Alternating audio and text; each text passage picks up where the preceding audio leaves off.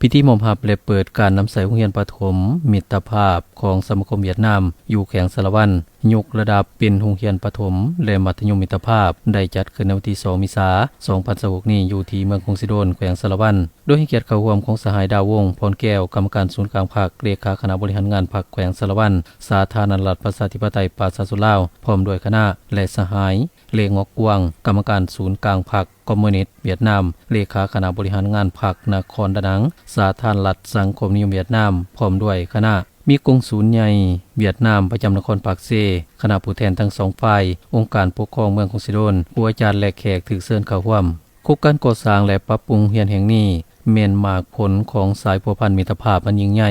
ความสามัคคีพิเศษและการร่วมมือรอบด้านระหว่างสองชาติลาวเวียดนามลาวว่าเฉพาะแม่นการร่วมมือระหว่างแขวงสะระวันและนครดานังซึ่งได้เริ่มลงมือก่อสร้างมาแต่วันที่14พฤษภาคม2025และสำเร็จในวันที่15ธันวาคม2025เป็นอาคารถาวรเบตงเสริมเหล็กมี2ชั้น5ห้องเรียน2ห้องเฮ็ดเวียกห้องน้ำก่อสร้างกำแพงหัวและประตูโขงด้านหน้าแบบถาวรเพื่อนิเจอครบสุดและอุปกรณ์การเรียนการสอนรวมมูลค่าการก่อสร้างทั้งหมด6ตื่อดงในพิธีสหายพานทวายบิงคณะประจำพรรคนครห้องประธานคณะกรรมการประชาชนนครดานังได้มีคำเห็นและแสดงความขอบใจต่อองค์การปกครองแขวงสะระวันที่ได้อำนวยความสะดวกให้แก่ชาวเวียดนามที่เฮ็ดเวียกและอาศัยอยู่ภายในแขวงโครงการนี้เป็นการช่วยเหลือล่าจากนครดานังสาธารณรัฐสังคมนิยมเวียดนามเพื่อในใส่ยกระดับพื้นฐานโครงล่างการศึกษาและสร้างทรัพยากรมนุษย์ให้แก่ท้องถิ่น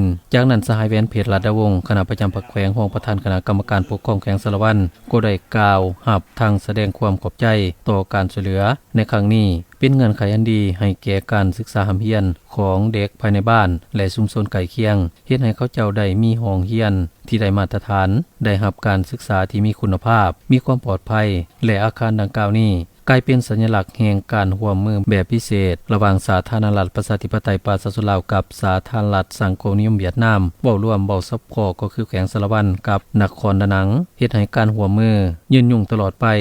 ในต้นถ่ายของพิธีคณะประธานทั้งสองฝ่ายได้ร่วมกันตัดแถบฟ้าในการเปิดการนำใส่โรงเรียนอย่างเป็นทางการพร้อมทั้งพบปะครูอาจารย์ล้านหน่อยนักเรียนและเยี่ยมชมห้องเรียนเต็มไปด้วยความหมายความสำคัญ